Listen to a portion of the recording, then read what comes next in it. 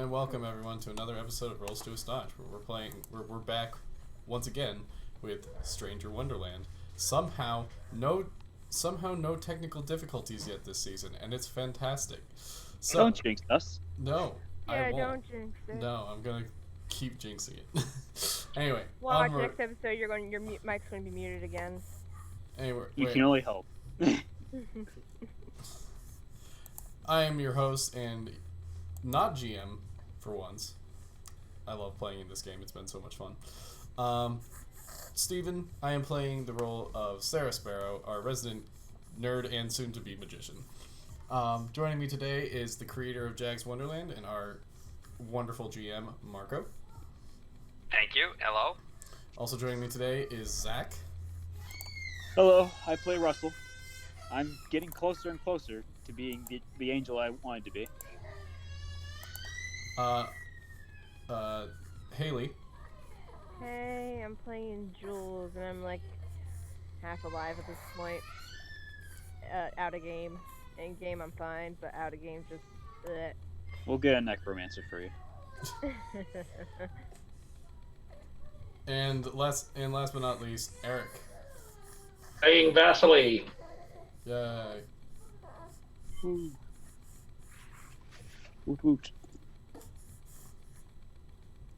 Alright. We're last Okay. week. Okay, so yeah, what happened last week was the characters went down. The three of the characters went down to lower chessboard levels, where they discovered that their shadow selves had been involved in some kind of operation, a counter operation against arcane and evil forces, and their attempt to get in contact with was ultimately successful after the forward operation base where the shadows had been hanging out was hit by the enemy, and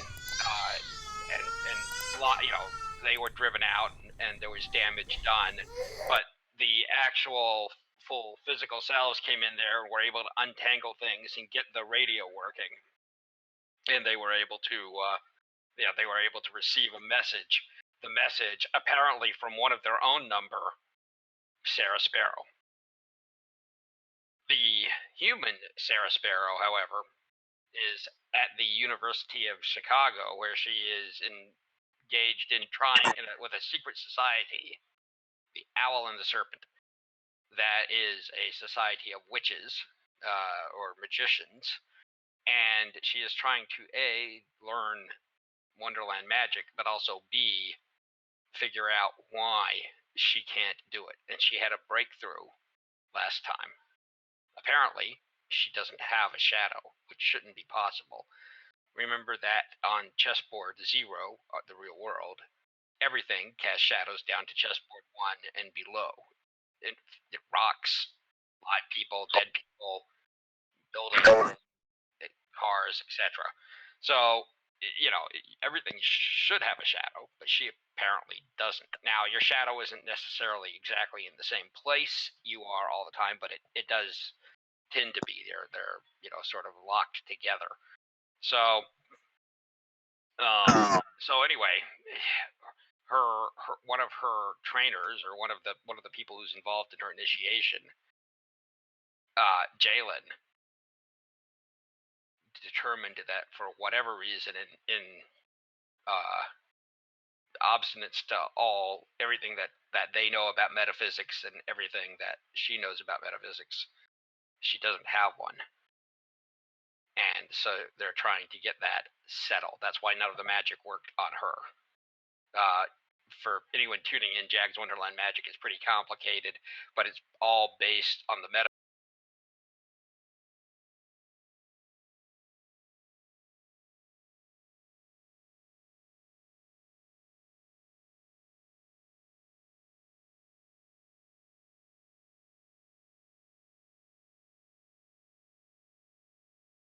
She has taken you. Oh, I said you. So you went with Jalen, and she met with Jasmine. Remember, Jalen is your Animus, your enemy person who's supposed to try to prevent you from getting into the society or put up obstacles. And Jasmine is your amicus, your friend who's supposed to sort of help you and be kind of a mentor. But Jalen, who ran some kind of extremely unpleasant test on her group, her training group, determined you don't have a shadow and has gone to see Jasmine. So, and apparently what she wants to do is get you checked out or to have some kind of a ritual something or other. It's it's not clear to you exactly what she has in mind, but she has gone, and it's it's been several hours of you following Jalen around and waiting. Jalen is she's tall. She's got dark black hair. She's got this a very kind of stern, austere face. And she's dressed about. She's dressed, if you move the meter over to gothy, without actually nailing it. So dark colors, dark prints, a stylish jacket over a red, like a red blouse, and she's definitely intimidating. And your amicus by turn is much more bubbly and regular. But what's happened is she's taken you up. You've just been dragged around behind her with Taylor kind of following around with you, worried. You've been dragged up to Dean Bartholomew's office, and this is up high in one of those Gothic towers of the administration building. And he's got this he's got this view that overlooks. You understand that he is the faculty advisor or a senior magician. The students are not quite in the full world of magic, even though they are apparently being well trained. And he's a heavy man. He has a pipe that he that looks like he might actually use to smoke. There is a faint smell of tobacco about the office, and you've been waiting in the outer room, which is nicely appointed. There's hung painted oil paintings on the wall and other furniture and stuff like that. And Jasmine has opened the door, and she has a kind of serious look on her face, and she gestures to you and says, "Come on, let's go sit down with Dean Bartholomew." Okay.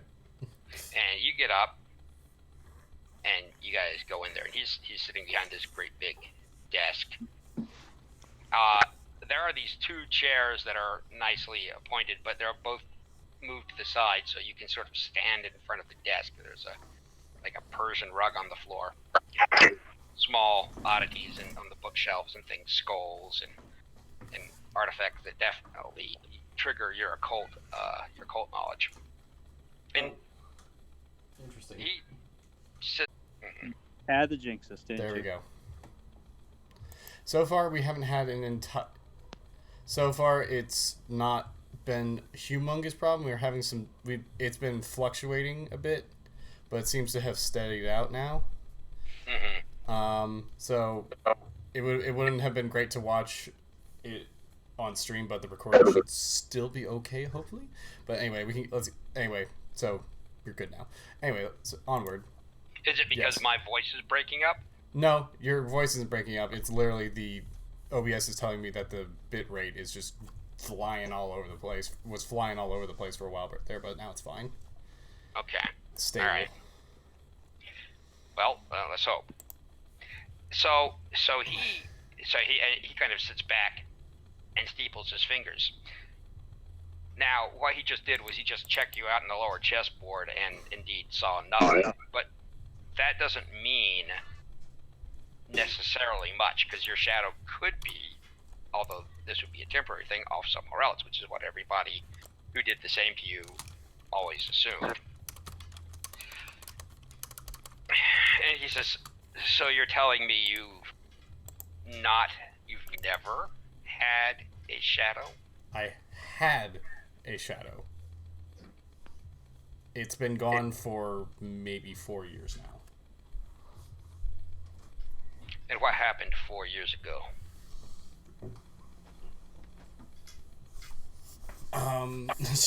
Sarah just starts getting quiet and starts, like, rubbing her toe against the ground a bit. She's like, I'm not 100% sure you would believe me if I told you, but even though you're the only people who probably would believe me if I told you. He thinks about that, and you can see that there's this glimmer in his eye that you don't fully like, and he says, was it traumatic? For some, she looks over at Taylor. Taylor kind of shrinks back. For me, it was more of a eye-opening experience, more of a sparked something to the need to know more about everything.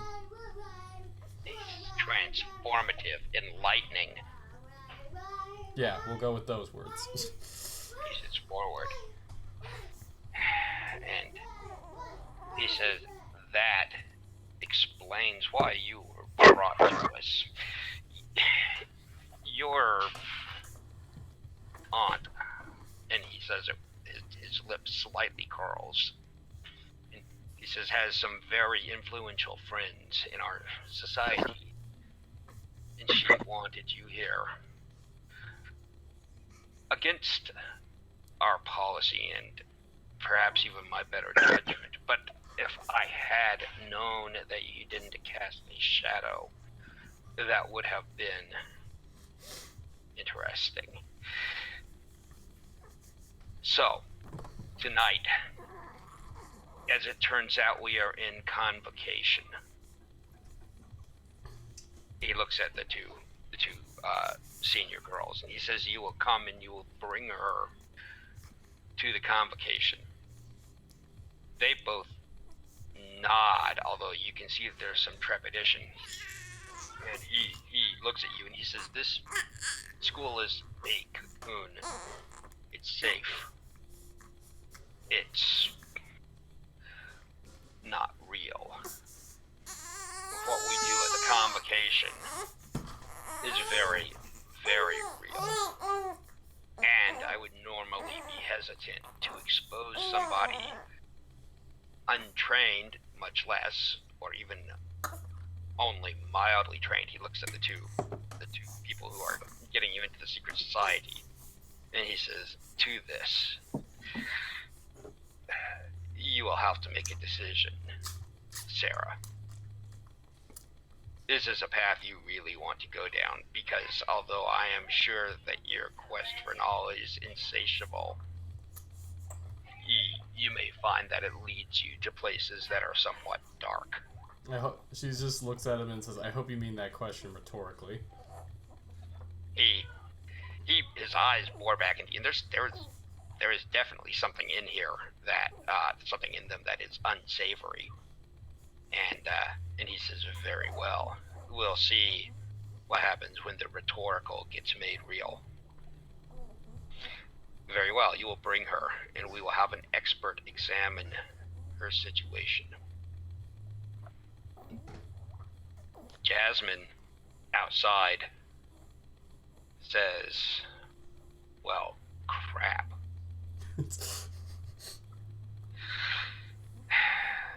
Jalen, the four of you are standing around out in the yard.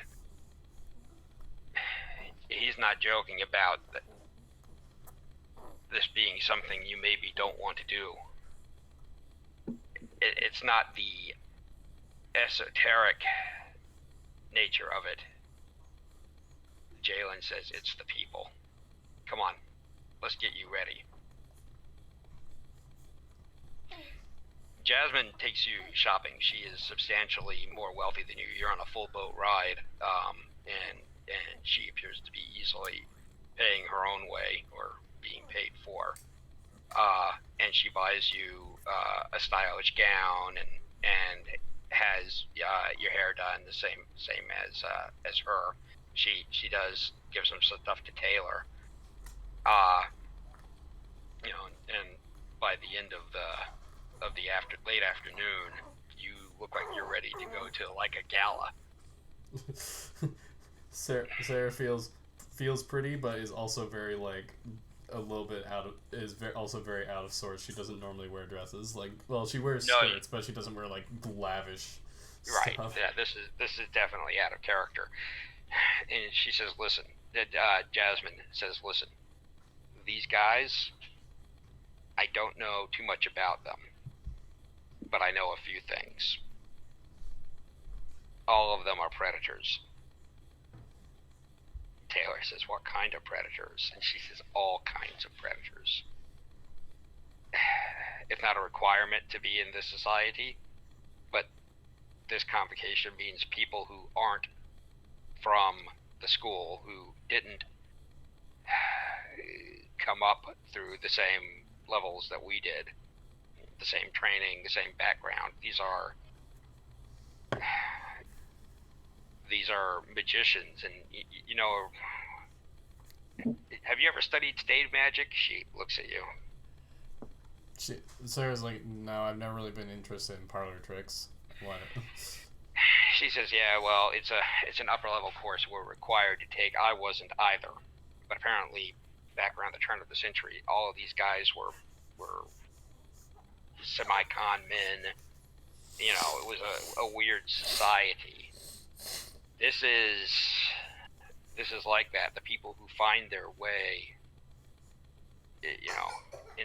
deep into the esoteric, there's usually something else wrong with them too. So be careful. And only do what the dean orders you to. And if someone tries to get you off by yourself, I wouldn't go. Yeah, that's college campus 101. And she says, yeah, but this could be a lot worse. Although Taylor says, since she doesn't have a shadow, isn't she immune to all that? And Jasmine kind of cocks her head and looks at Taylor. And she nods. And she says, you might be. If they try to, she sort of blushes, take advantage of you in one of the lower realms, which they do, you might not feel anything. After all, you're not there. Sarah's just sort of like lost in thought. She's like, huh, interesting.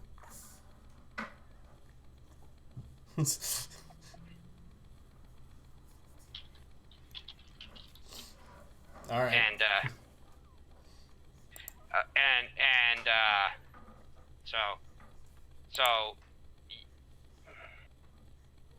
So you guys are picked up by one of these cars. This is a limousine. This is before the era of Uber Black, and you guys are taken out to a house outside in the rolling suburban wilds outside of Chicago, with these big mansions and towers and guarded gate with armed security, and houses where you can see one house but you can't see the other houses, and there's a bunch of cars in front. There's a guy out there in a vest, and he is checking ID, and there's a big fountain that the driveway circles around, with a statue of Atlas holding up a globe, partially submerged in the water of the statue. And this house all lit up behind it with professional lighting shining on its surface. And the limo passes the check and pulls up. And Jasmine says, okay, red carpet treatment. Go easy on the drugs. out, and you can see that there's great big double doors, and over the double doors is a Gothic. It's a gargoyle, and it looks like it might have been imported even from Europe. And inside there's a party of sorts, but it's not really a party at all. There's people there, and you can see when you come walking in. There's a foyer, and then there's this great big common room with twin staircases, and this looks like a movie set or something that you would never see in real life, but it really is a large mansion for some unimaginably wealthy owner.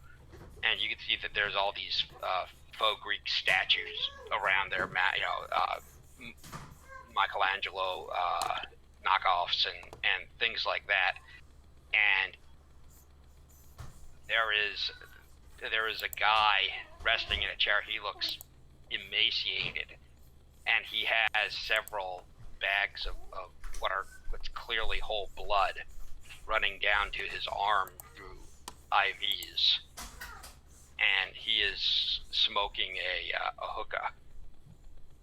You see this enormously fat woman, 500 pounds, easy, barely able to move, or she's able to move, but has like a motorized chair, and these garishly painted long fingernails. You see a muscular guy. He's naked. He's holding a drink in his hands. He's tattooed all over the place with piercing studs, needles stuck in him. And not just in his head like Pinhead, but different places in his body. You can see that he's got a few pins sticking out that look like they're embedded. He's completely hairless. And you see other things.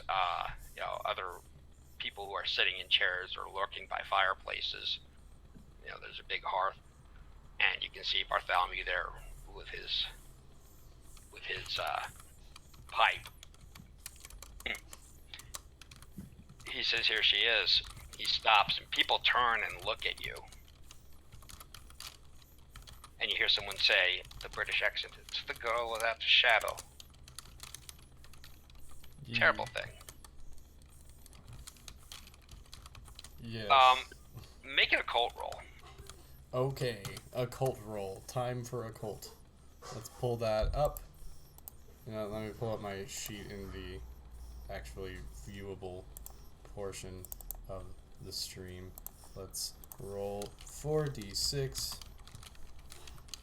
Normal Jags roll. Counting sixes and zeros. Oh boy, that's a good roll. Way to start the night. Yeah. That's making it by 8. Okay. You know that there's a lot that's going on here on the lower chessboard that you can't see or interact with. But you can see that both Jasmine and Taylor, who are with you, are sort of uncomfortably, standing by, and you suspect that on chessboard 1, these people's shadows are perhaps doing a little bit more than just watching the two of you.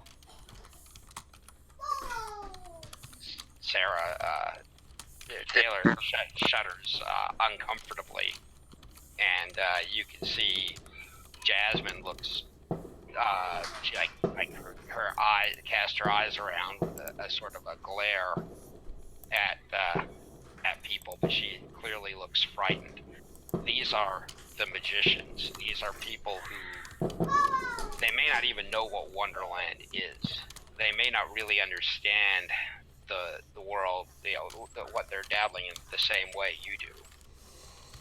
But they are definitely practitioners of techniques that allow them to manipulate things on lower chessboard levels, lower reality levels. And they've used that to their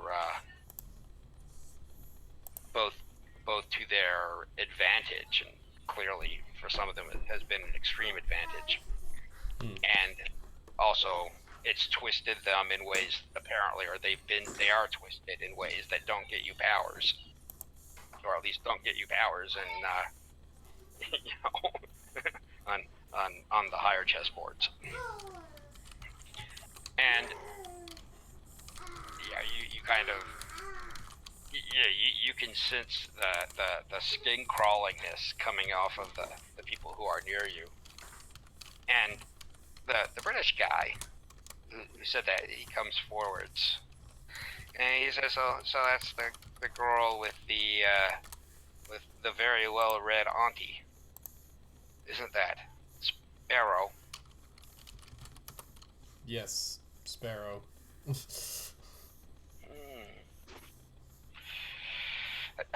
I heard about that. This lot don't like much being told what to do or who to do it with, unless they're the ones doing the telling, or there's definitely something in it for them. So, how do you feel without a shadow? Like, Sarah just thinks for a moment. She's like, if I were to say from the minute to minute, not very different. In the sense that my pursuits into the occult are hampered, frustrated. And he says, well, you know, it's like they say when you sell the soul to your devil, you don't miss it till it's gone. He cocks his head. He says, Dr. Wash, actually a doctor, PhD and MD, and I'm the one who's going to be leading this particular convocation tonight, and we're going to have a look and see where your shadows got to. He looks around at everybody, and he says, so, I am fascinated for one. You know what these people are all thinking? They're thinking there's somebody who can't be a mark, can't be taken. It's like the apocryphal honest man who you can't cheat. Because if you haven't got shadow, then all of our tricks aren't going to work on you, are they? Sarah just sort of smiles at him sweetly. Well, they shouldn't. I would be, though I might be in a way relieved if they did, because that would mean I would have my shadow back. And he says, I like that attitude. He's speaking loudly enough that people can hear. He says, somebody who really came to play. Well, then, Sarah Sparrow, let's see if your shadow is flitted off somewhere. I propose we get this show on the road. And, you guys are moved into it looks like a dining room, even with a dining room table, but the table is covered with, paper, like the paper rolls at a doctor's office. And there's lights above it that are angled to shine down on it. He says, we've set, and this is a big table, but you do see settings. People have forks and knives and plates at each seat. There's a big wide area for the very heavy woman to motor into. And he says, if you'll climb up on the table and lay yourself down, we do have ceremonies, but they're all, well, they're not ceremonial, as I think you may understand. So Sarah climbs up on the table and lays down, feeling very awkward. Yeah, with your occult skill, you would not ever want to do this with this crowd. The place settings are indicative of eating, and you're indicative of the main course. And he says, so I am going to start with an invocation. He steps up on a dais at the head, and he says, just close your eyes. This is a sort of guided meditation that will bring us into the right mindset.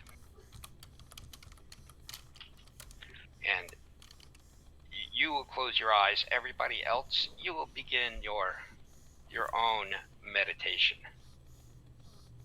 while I recite the liturgy. Okay.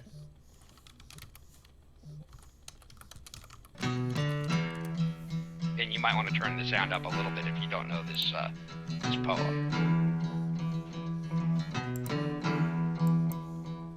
As I pass through my incarnations in every age and race, make my proper prostrations to the gods of the marketplace.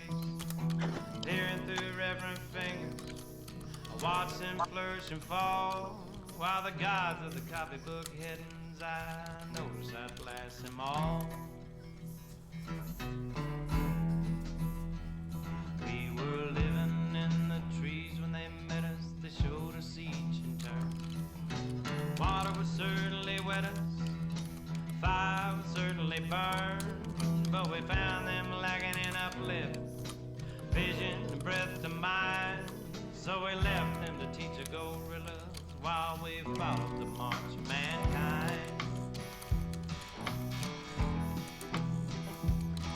Yeah, we moved as spirit listed.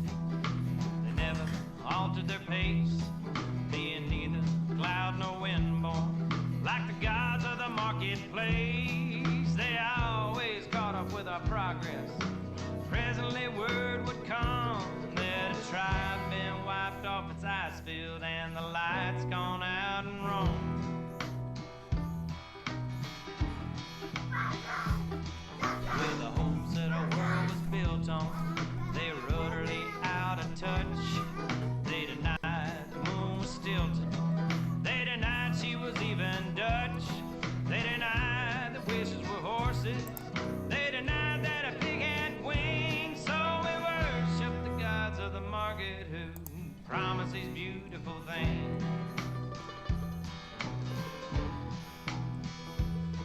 When the Cambrian measures were forming, we were promised perpetual peace.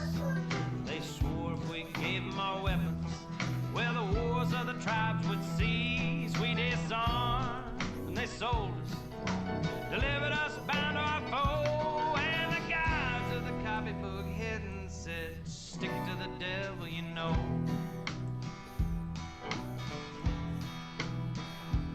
On the first Dominion sandstone, we were promised fuller life, started by loving our neighbor, ended by loving his wife, till our women had no more children, men lost reason and faith, and the gods of the copybook hidden said the wages of sin is death.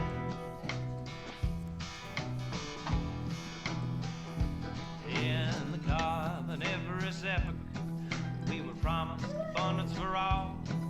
By Robin selected Peter to pay for collective Paul. Though we had plenty of money, there was nothing our money could buy. And the gods of the copybook heads said, if you don't work, you die.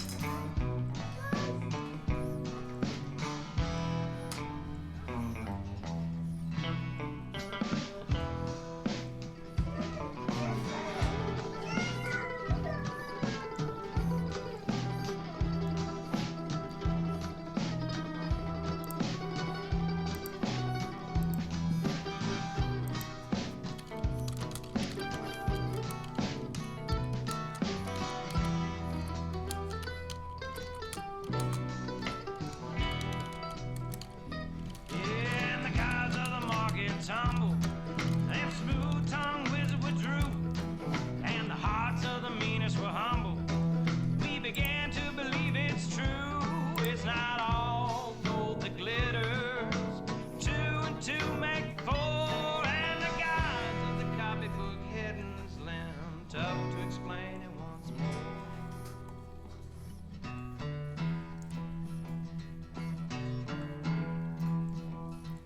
As it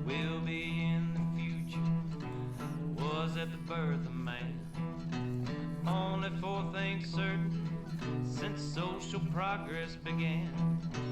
Dog returns to his vomit. Sow returns to her mire. Burnt fool's bandaged finger goes wobbling back to the fire. Yeah, and after this is accomplished, and a brave new world begins, when all men are paid for existing, no man must pay for his sin. As surely as water will wet us, surely as fire will burn, the guys of the copybook headings with terror and slaughter return.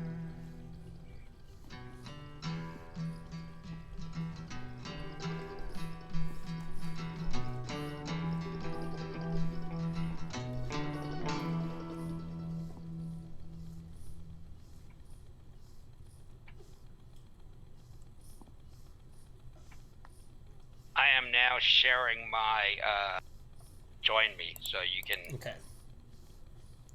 There we go. Oh boy, this is fun.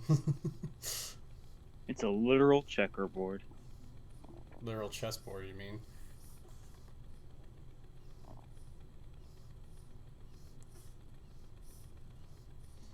You have fallen. I There's can this hear. door. I can hear it now. Finally. Yeah! I am moving slowly, so you can let me know if you could see this. Oh, I can see it.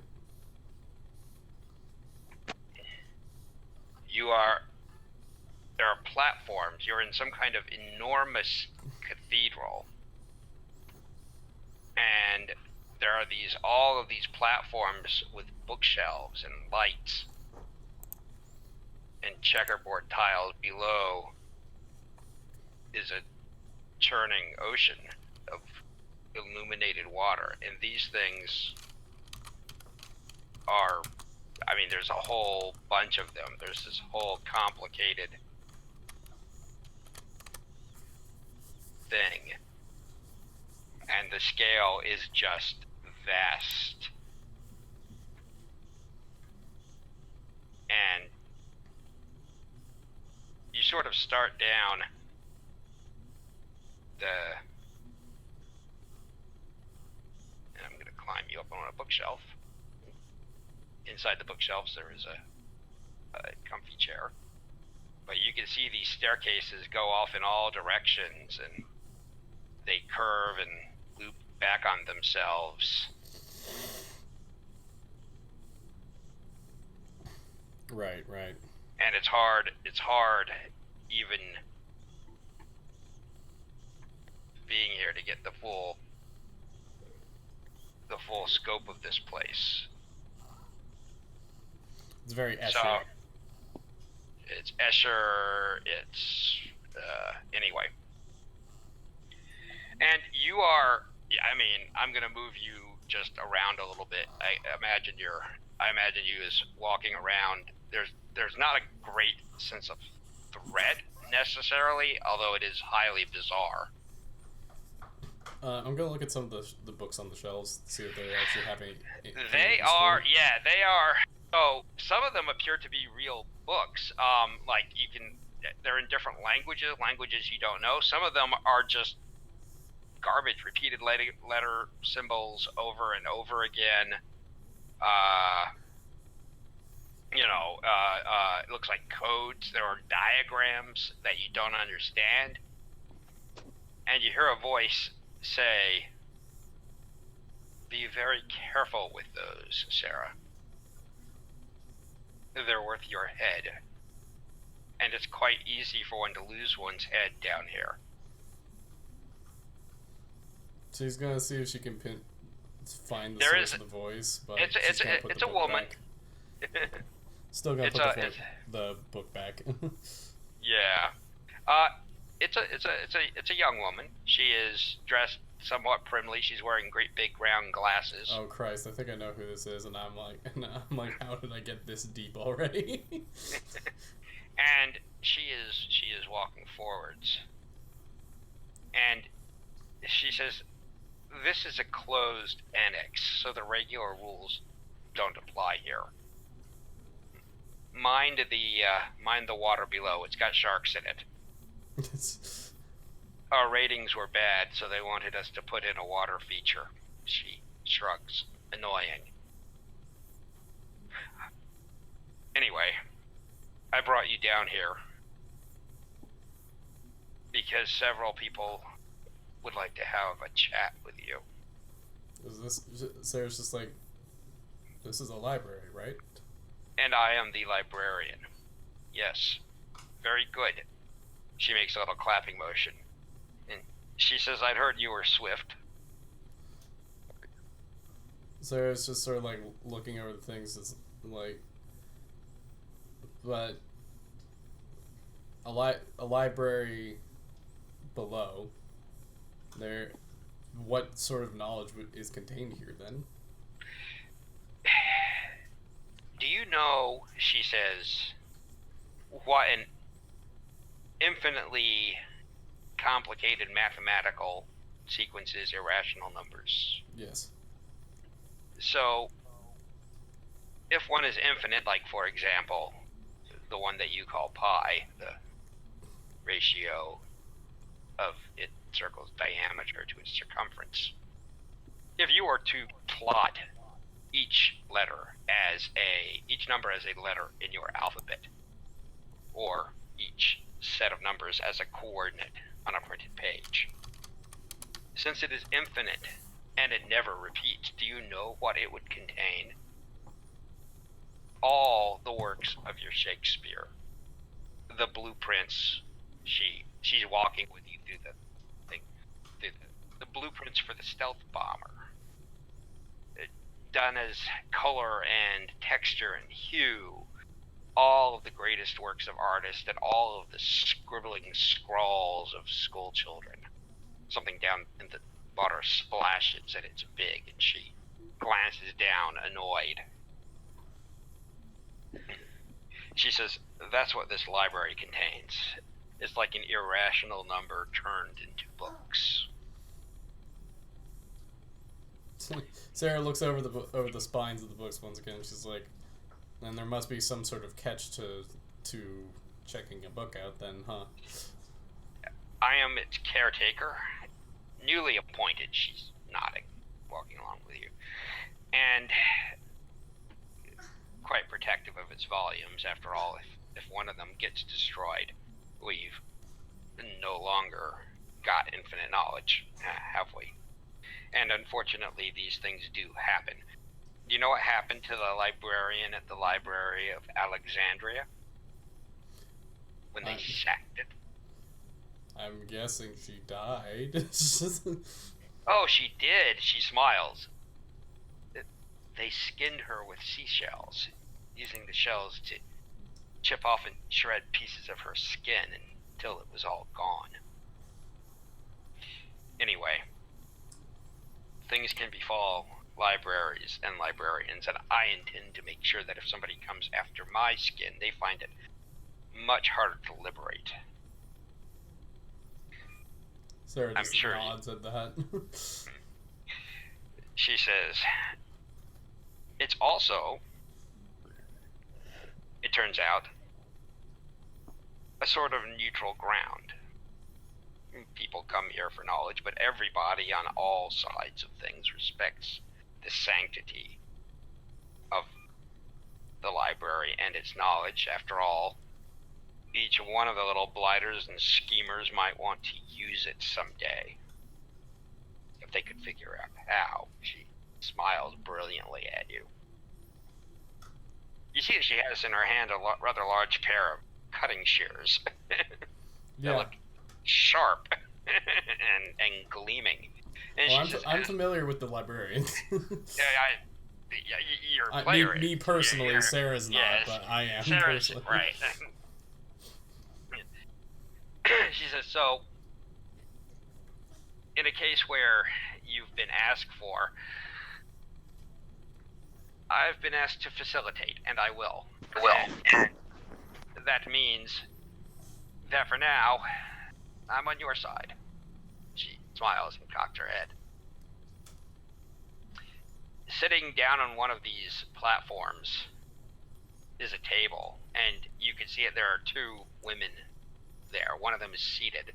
She is wearing this white set of veils over her face.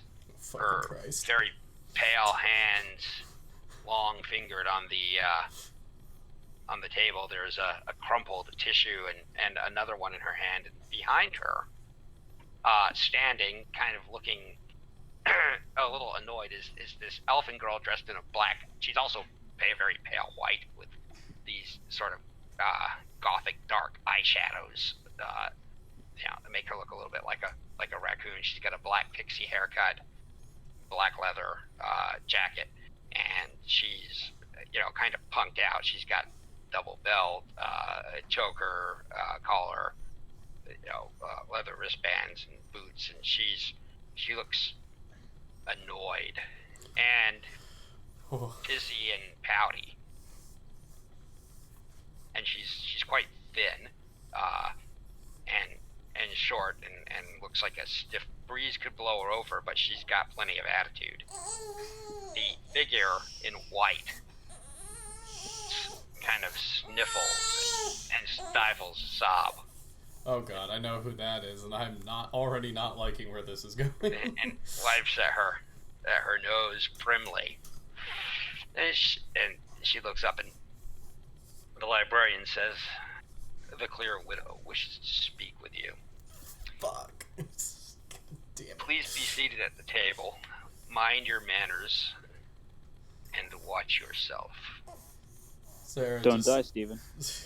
Let me tell you, okay, this is completely out of character, but let me tell you guys, this is bad. This is already really bad. These are so, like, I know the librarian is one of those weird ones where it's like if she could be good, like the best or the worst person you can counter down in Wonderland.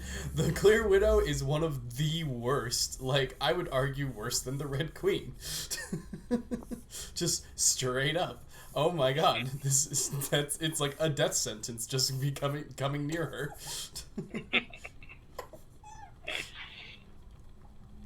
You sit down at the table, and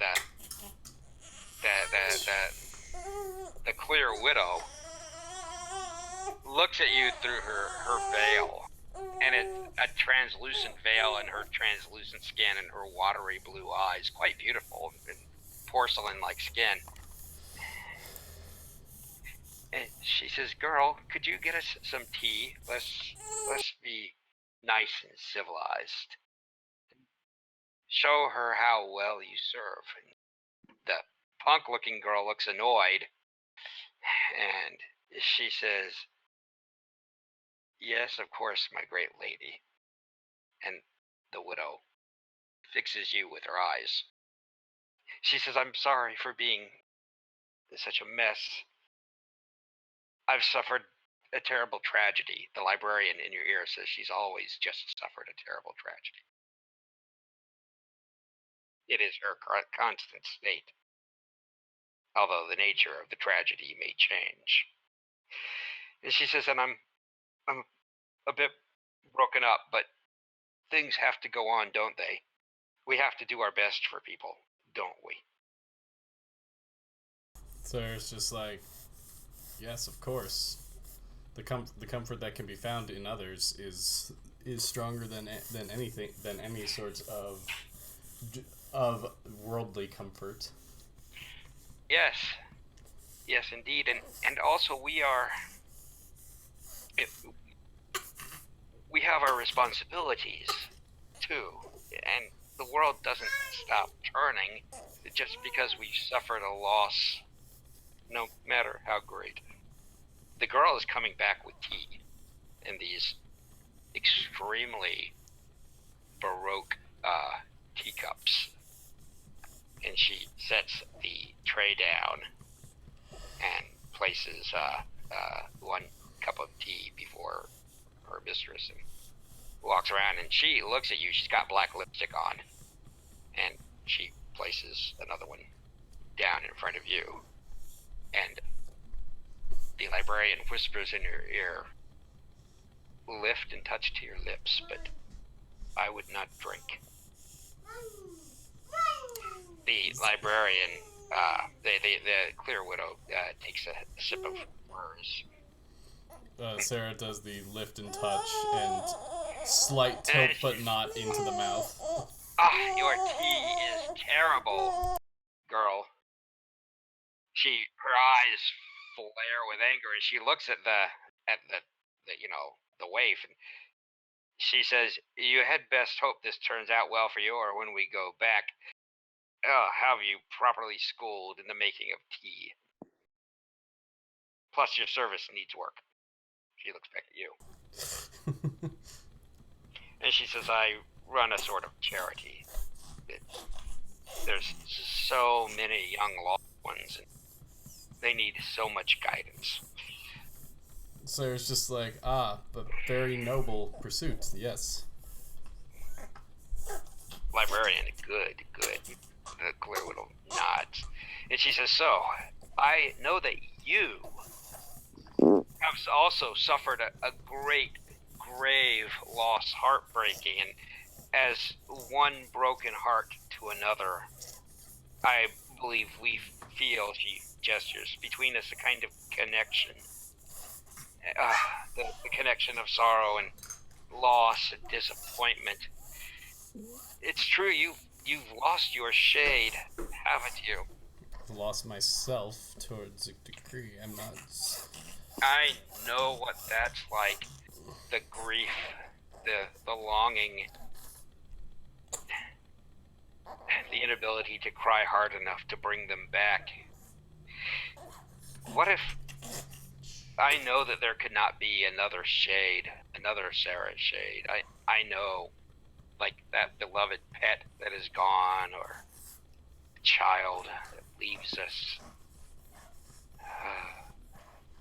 But what if there could be some minor means of replacement? This young waif here, let's call her Caroline, it's a pretty name. The girl kind of stiffens and gives this sort of baleful look from behind and hopefully out of eyeshot of her mistress. She says, "Would be your shadow.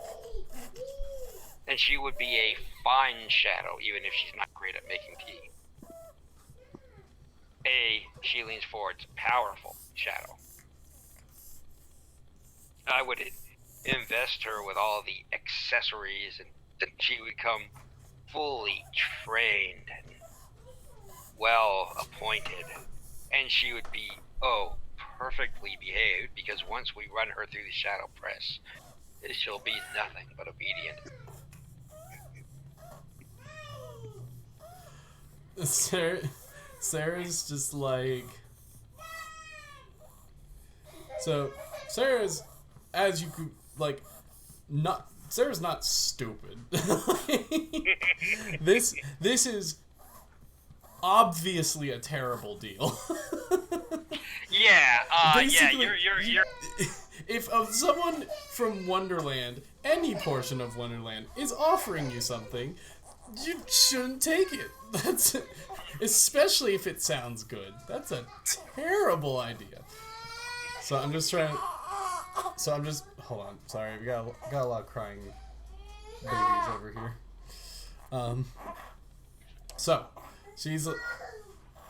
I'm gonna say this, and then I'm gonna roll persuasion to see how effective it is. If it's not terribly effective, just in case. All right. Why is it sweet? So she says, while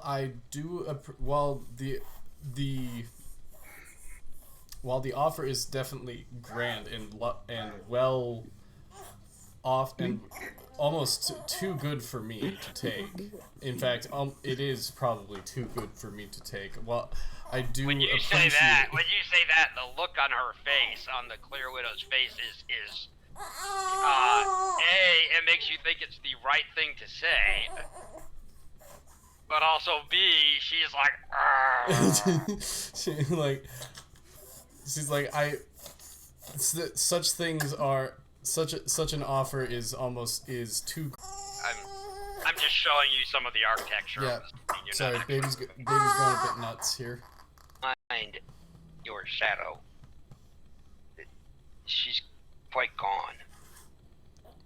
then do you know where she is? If you know that she is so gone, then you must know something about it. Well, I hear things. I do. And what I heard is quite final. She looks to the librarian. And the librarian looks back at her, and the librarian is a little intimidated by this look. And she says, "Can you, dear, draw us a book on a interdiction sphere?" And the librarian says, "Of course. It will just be a moment of looking it up, and here we go." A second librarian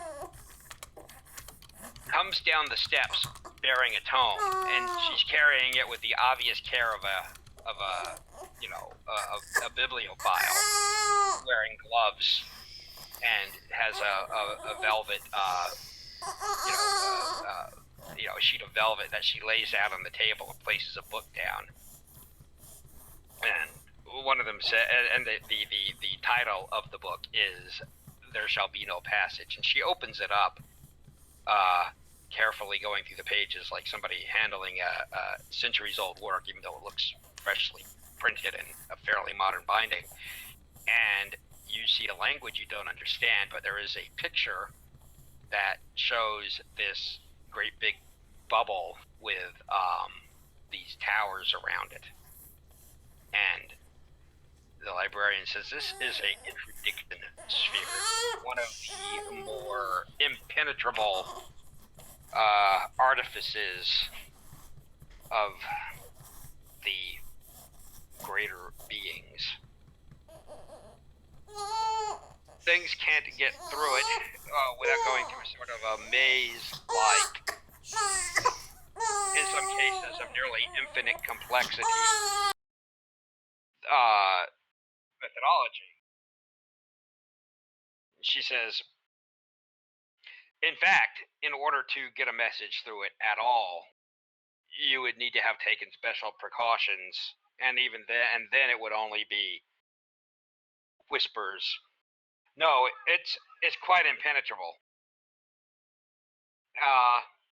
And it tends to be fairly permanent. I can tell the baby is unhappy with the interdiction sphere. Angry Babbo. Very happy. Very sad.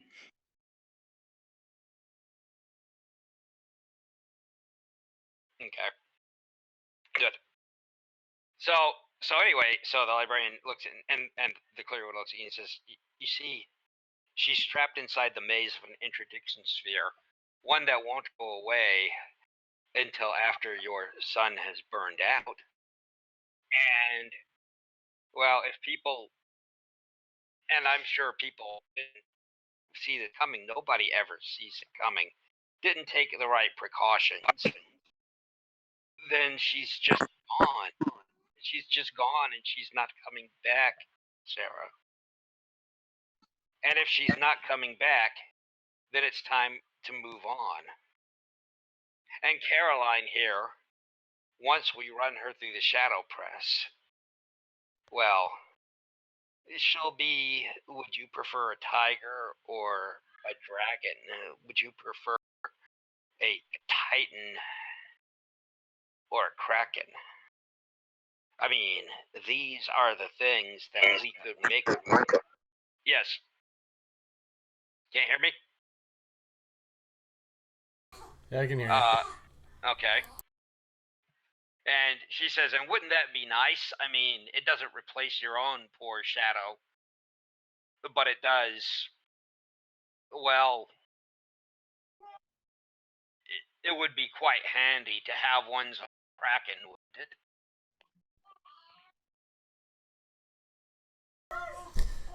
To have a monster at my behest would be lovely, but to have a monster be me would sounds unfortunate. To be she says, well, but aren't we all kind of monsters, Sarah? I mean, really in our hearts, it's a sad truth, but aren't we all, wouldn't we all do anything to meet our heart's desires? Aren't we all a little monstrous?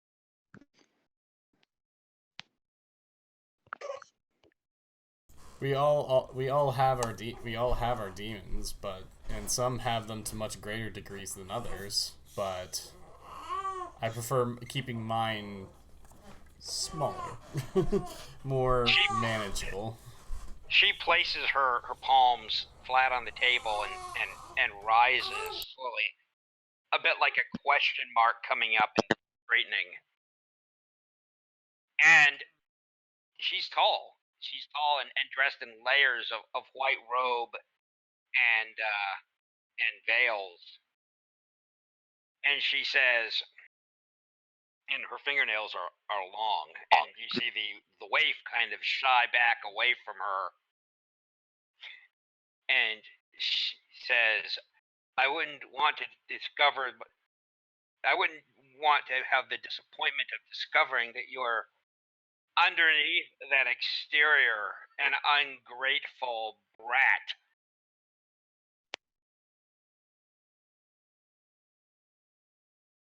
Okay.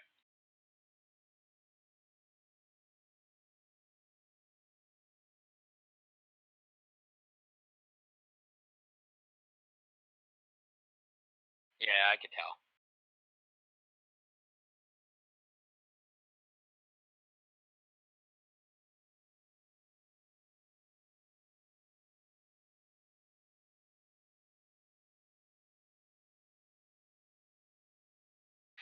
So Sarah's just like, do not worry. I'm not ungrateful, merely unworthy and hopeless. Say, By her side. hang on. Here. The Clear Widow says, this isn't even the real library. The librarian folds her arms. It's an annex. Clear Widow, it's not open. Librarian says, it's got books. The Clear Widow looks at you, and you can see these her red eyes from tears now have a definitely disturbing cast to them as she looks at you. And she says, you're going to wish you'd taken the shadow. The future is indeterminate until we proceed into it. The librarian says, actually, that's maybe not the case, because... And the Clear Widow cuts her off from making physical arguments about block universes extend evenly in all directions temporally, and says, you have no idea how much trouble you caused. And then she turns and looks at her cowering waif. She says, I'm going to spend some time with you, Caroline. Let's go. Caroline looks back at you, a glare in your direction, and then they're gone. And the librarian says, an interesting choice. If you'd taken the shadow, I'm sure she would have.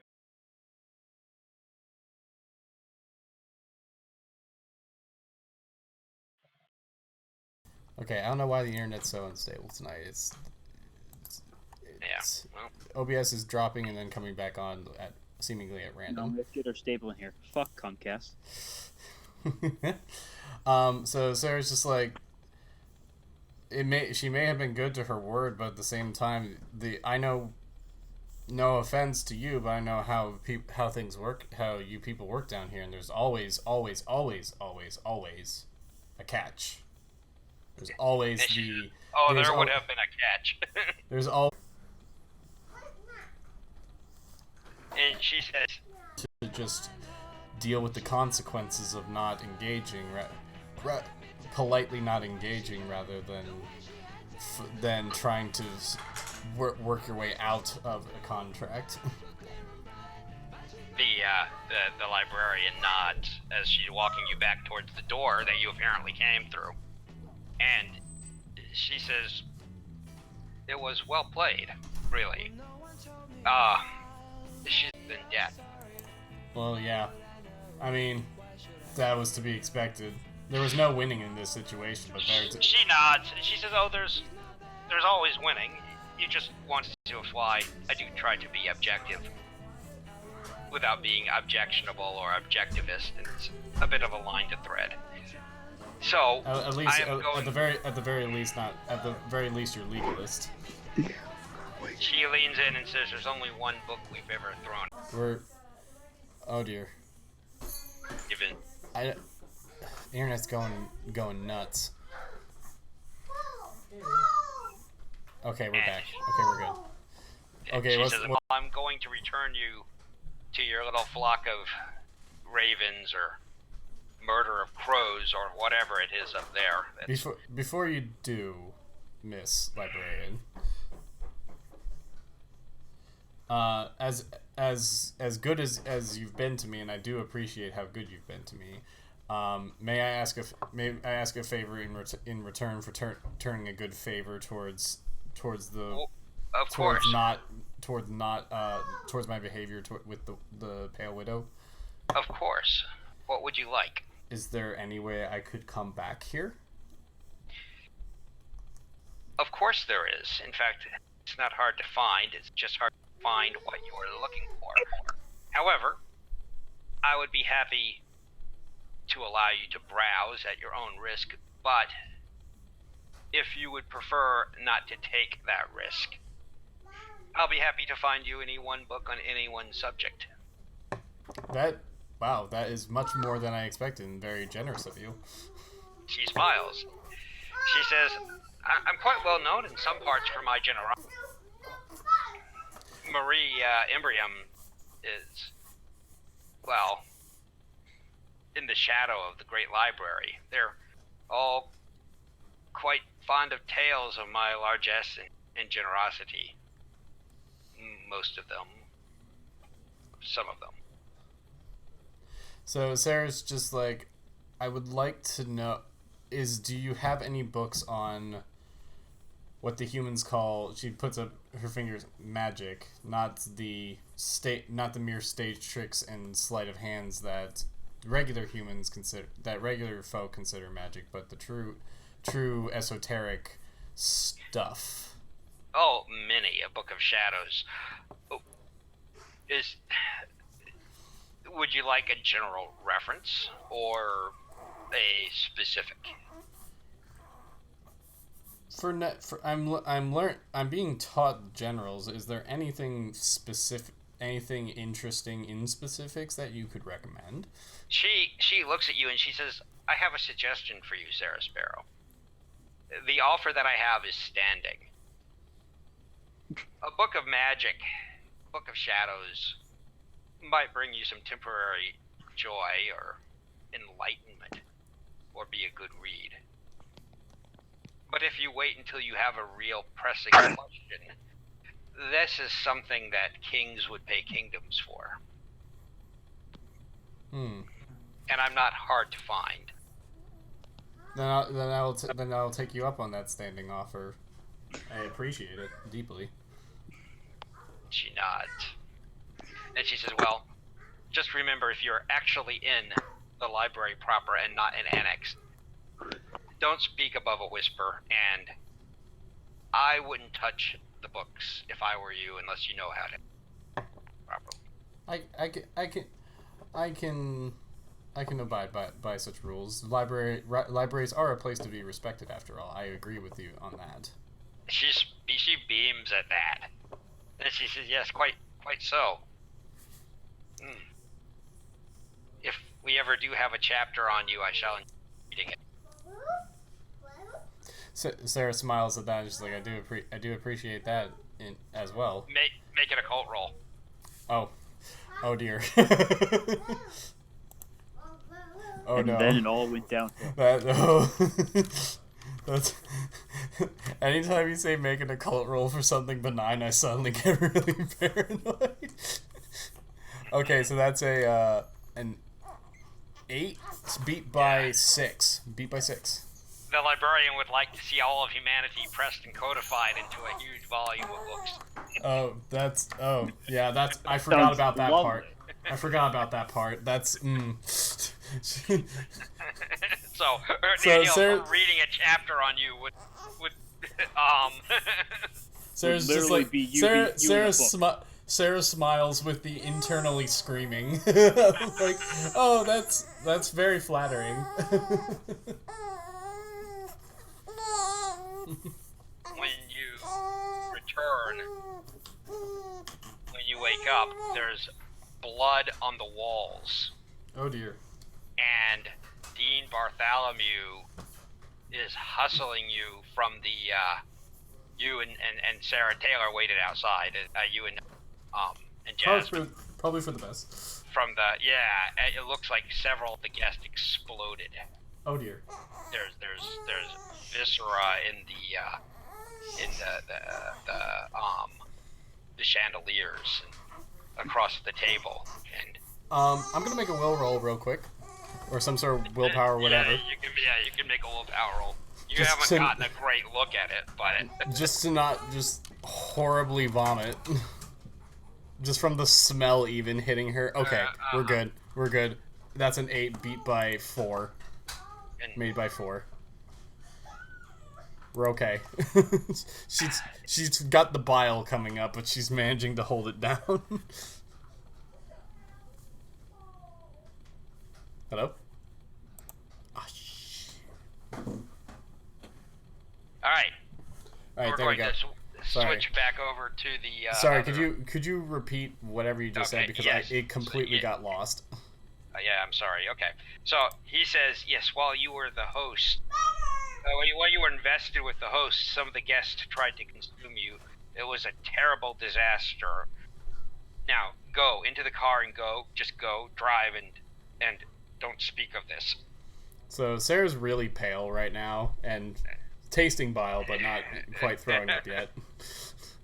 Jasmine looks horrified. Taylor looks like, oh, this again. Oh, this again? Everywhere that Sarah goes, anyone who they say is scary somehow is Sarah's way scarier to Taylor. And yet Sarah's the one that she has a crush on for some reason. That's a dangerous crush.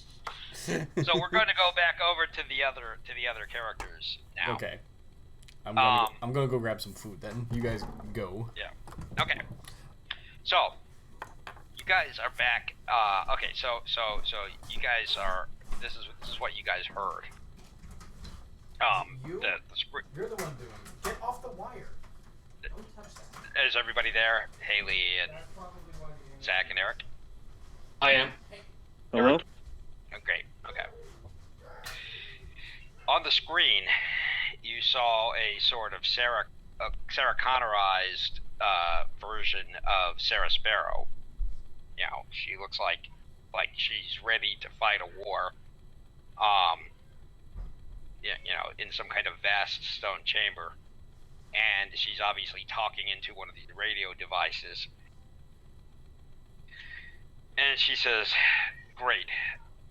They've got this place surrounded on several levels of reality, and I'm not going to be able to get through their sphere. Fortunately, I think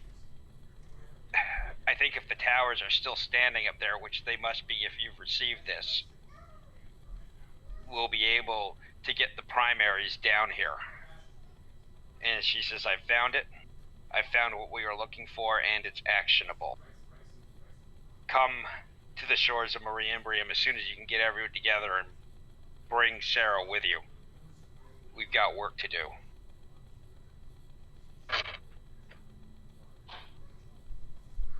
You'll need to have some sort of energized descent, but I think the towers can be primed pretty easily.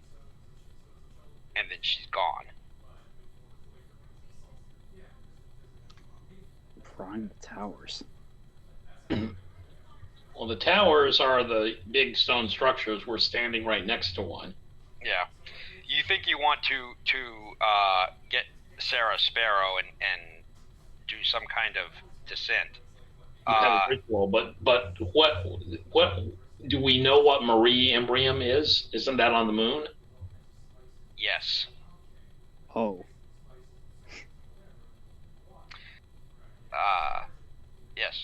Embrium is Jules. You have a feeling that the mission you were given is actually pretty critical to this. You have this nasty, scratchy feeling that whatever the other version of you was talking about is still looming. So that we all know that there's like special forces version running around on the other chessboard. Yes.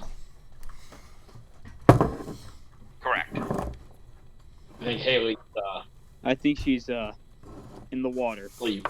in the depths. We're so conscious at the moment. Okay. Well, I think I found the source of the problem. What was that? The child was playing with the Ethernet cord. Ah. So he might, but it wasn't coming fully unplugged, but it was probably getting jostled repeatedly. But now I have food and I have booze, so we're all good. What did you think about the model there, huh? What model?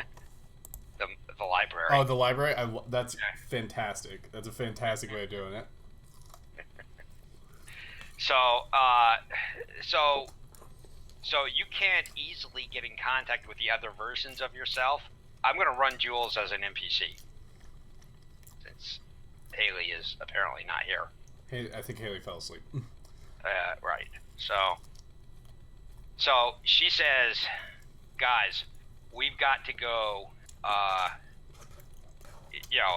got a mission from a version of myself that said that whatever operation they were working on, it involved this guy at our circle of friends, and he's a weirdo, but he's definitely part of something bigger. He might be part of whatever's going on around here. What was his name?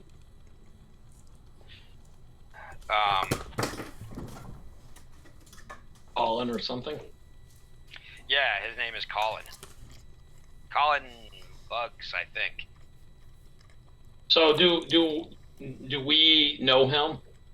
No. No. You don't know him at all. But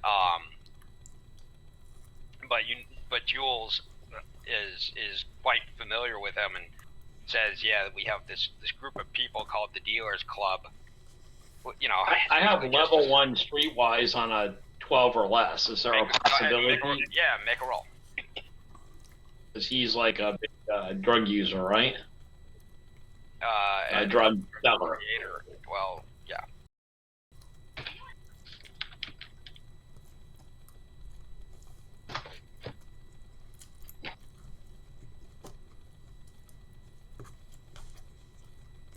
I roll a 7, so I make it by 5. Okay. You know this stuff. So you know Lonnie. So Lonnie is a weed dealer in the area, and he has this sort of weird little business. I don't really want to call it a hobby. It's his business where he drives all over the place. So he's like a guy who will drive 50 miles to sell weed to, a group of teenagers, because he kind of likes them.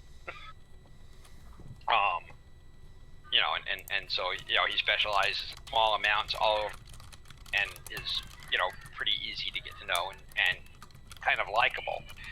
But you made it by a lot, so you also know about vape psychedelics. Somebody is selling these these weird new psychoactive drugs, and when she mentions Collins, you put 2 and 2 together, and it's clear that Collins' ex-chemistry guy has been putting some stuff on the street that you really don't think a homebrew chemist could be putting together. So what's the guy's name? that we have to get into his apartment? Colin. So apparently, Jules. So do I know? Do I know Collins? You know of him. Okay.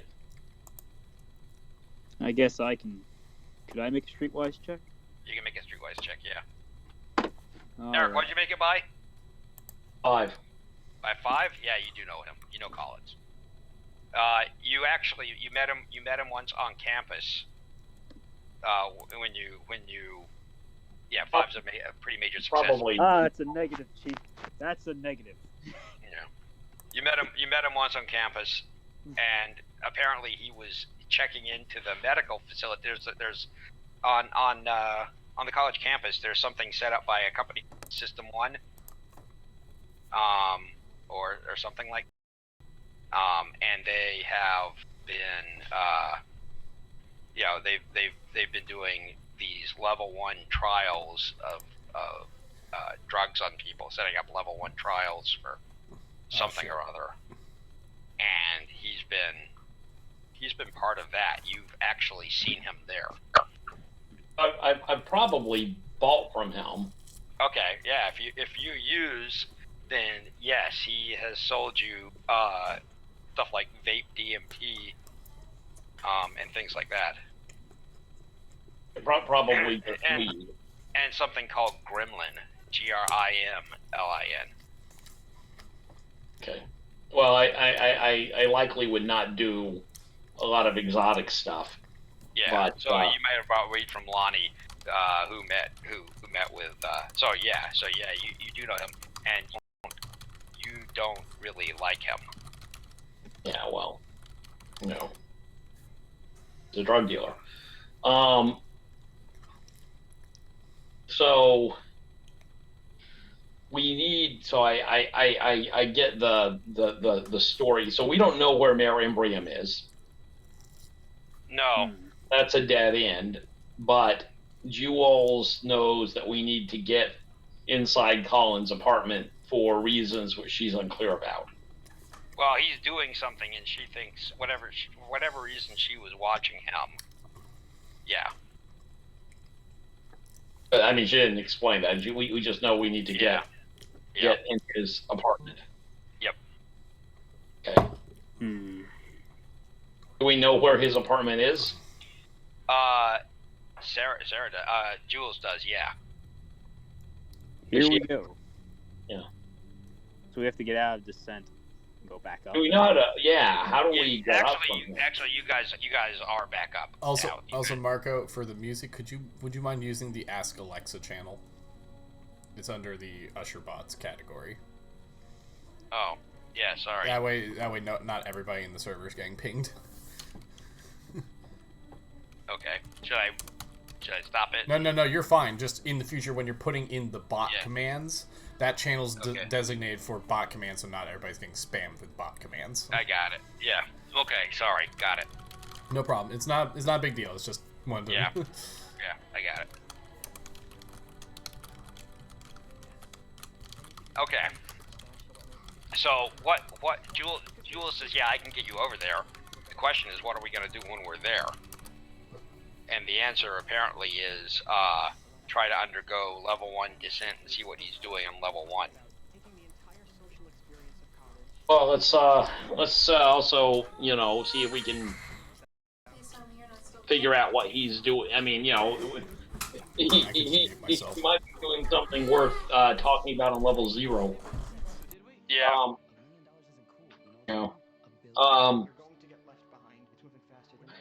So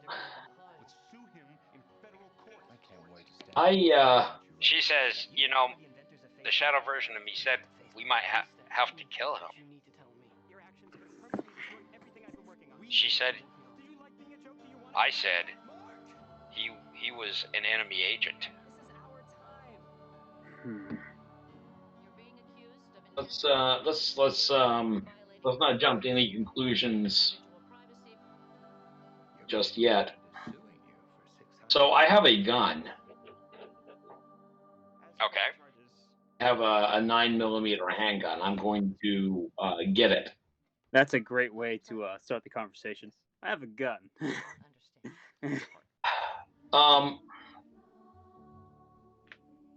I'm going to. So we're going to look around campus quickly and make sure that we're back and nothing's really, No, it Nothing. seems. you know, Full. Yeah, everything seems normal. everything's falling back into place. Mm-hmm. So Russell, Hmm? Jules, possibilities. One, we just show up at his apartment and we, talk and or push our way in and see what's there, and we question him and see how things go from there. Uh, Two, we lure him out with the offering of a drug deal, something that will get him, out and about quickly. And we break into his apartment. What is his apartment like? Is it how secure is it? It's a well, it's a decent apartment. Lockpick would get you in, and Jules has lockpick. I think. Yeah. I think we should play the innocent wanting to try something new. After all, I've never touched any of this stuff, so he'd be more than willing to tell me all about his products. So, do you want to meet him um, off campus at the McDonald's, and Jules and I will pick our way in? Sounds like a good idea. Just Now, because Jules is an NPC, let me suggest she meet him, Yeah. and Okay. she's the only one with lockpick. I don't have that. Oh. Jules Okay. says, "Why don't we just go to his house? If he's an enemy agent, and he opens the door for us, and he won't let us in, and he won't, talk to us. I mean, that works. But he knows me. I mean, he'd probably just let me in. Probably would. Well, he knows me too. Let's go. Let's show up there and see what he says. I'm kind of dead weight here. You guys are the ones with knowledge. Well, maybe you're trying to expand your horizons. This guy deals in some pretty unusual stuff, so All right. you might be interested in taking a trip. So we're going to drive over. Is it a doorman building or no? No. This is out in this is out in the sticks. And we have to buzz our way in, or is it like No, you just walk onto the grounds. There's several large blocky apartment buildings. The town isn't that big, so and these are everything here is kind of low rent. Although these are higher rent than than like where Jules is staying, which is absolutely not all that good. Jules stops in at the office and comes back out with a brochure and says, here, this looks like he's got a 1-bedroom according to what they said in the office. It looks like it might be one of these. And if you guys look at roll 20, you can see some of it at a porch. Yeah. Okay. I guess we'll knock once we get there. So Yeah. we'll go up there and knock. Maybe he's not home. Maybe he's not. He isn't. It's in the middle of the day, and he's part of. So he's certainly home. There's a check through the peephole, and he looks through it, and he looks at friendly wave at Jules and you, and he opens the door. He's wearing a long t-shirt, jeans. He opens it only part way. He's got kind of sandy blonde hair and a long pinched face, and when you see him, there's something unsettling about him. And he says, I'm like a vampire, Jules. I like going out during the day. Jules Russell's says, eyes narrow slightly. I say, hey, Collins, buddy, he looks at you. He can't place your name, but yeah. Vaseline. I bought like a big baggie, like an industrial strength baggie of weed when I had a party a few months ago. Remember? Some business. Can we not? We got more business. Can we not do it on the step out here? He looks around at the out of the parking lot, glancing around behind you, and then he steps back, and he lets you in, and he says, "Yeah, Jules, these are your friends, aren't they? The ones you talked about." And she says, "Yeah, these are my friends." Russell stares at the guy. How tall is this man? He's maybe 5. He's thin, and he steps back, letting you guys in. I have a collar shirt over a t-shirt unbuttoned, and I have the gun in the waist, against my back under the shirt, so it doesn't. He hard to see. He kind of backs in. He backs in towards the living room, and Close the door behind me. yeah. Anything in the study or kitchen as we go past? I'm gonna hold on. So yeah, well.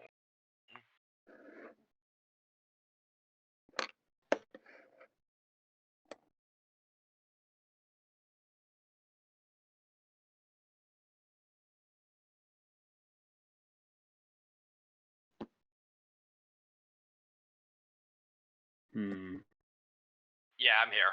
Just give me a sec. No, you haven't. So if you guys look at roll 20, you can see. I see darkness. Oh, No, try never mind. Try refreshing. I found it. There we go. Nice place, Collins. Definitely is nice. He says, yeah, nice place. Those with Streetwise, you can make Streetwise rolls. I can only hope that I do better. I roll a 2, making it by 10. Well, I made mine by 1 at least. Because he's backing away as you come in, gesturing. He does it fairly, fairly naturally looking. But you make it by 10. What'd you make it by, Russell? Made it by 1. Russell, you don't like the way he's looking at you, and you don't like the way that he's moving. Vasily, he's got a gun tucked in his waistband. He doesn't want to turn around so you'll see it. And you think he's going to draw it. Can I use my police procedure to identify this behavior? Go ahead and make police procedure, yeah. And he says, Jules, I've been wanting to talk to you about your friends for a while. That's making it by 3. I say, guys, we're on. Should we roll initiative? Because I'm drawing my gun. Yeah, you can roll initiative. I'd like to run up and judo him real quick. Okay. Well, you guys, everyone roll initiative. All right. So I roll an 11, and I make it by, I blow it by 2. I make mine by 2. He blows his by 3. And Jules rolls a 10, which I think makes her by 1, although I don't have her sheet up.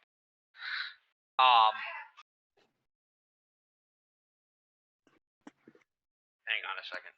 I might have it. I think I have it. Let's see. Okay, yeah, got it. She has taken out a. It looks like a switchblade comb in her hands. Say again. Like a switchblade comb. You know, one of those things that looks like a switchblade knife. A flick of a comb comes out. Yeah. Yeah. Jules has one of those in her pocket, and she's taking it out. All right. Okay. Okay.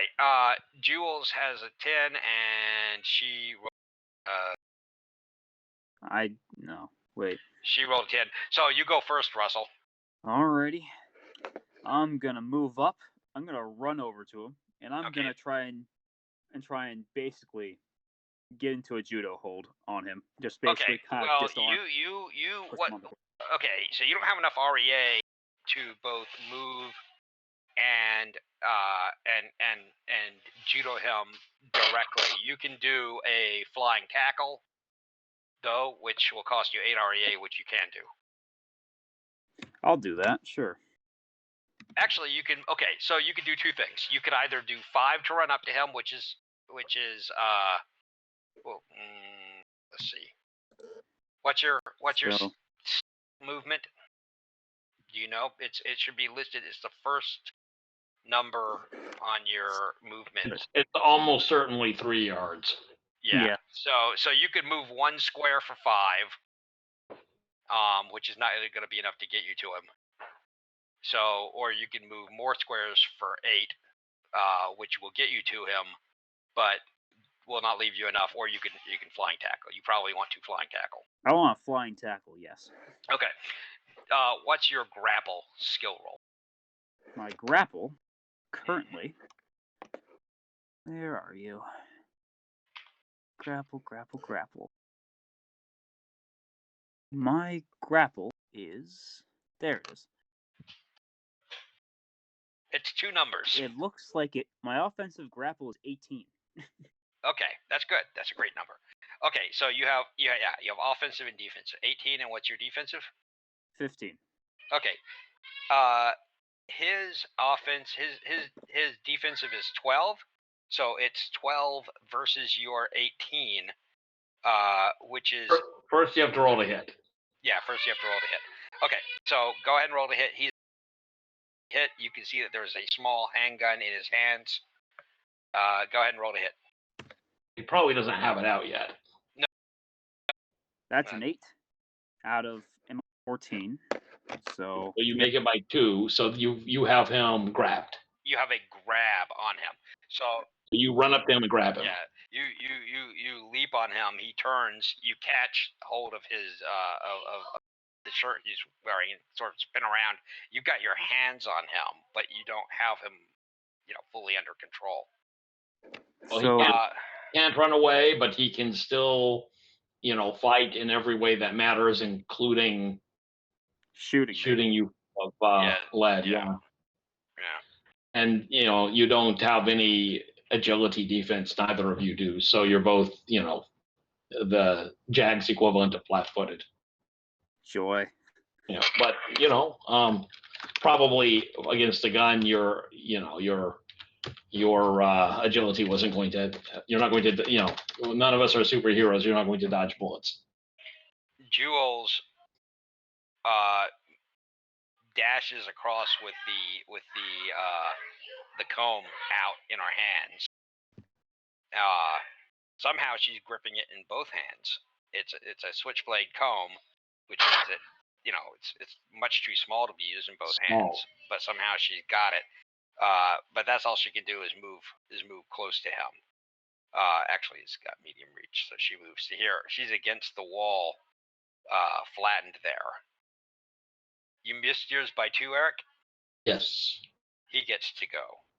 He missed his by 3. Yes, he missed his by 3. You're right. You get to go. You're right. Yep. And he hasn't drawn his gun yet because I saw it before he drew it. So yeah. Okay. I am going to draw my gun for 5. I'm going to aim at him for 5. And I am going to say, calm down, Colin. Or comb your hair.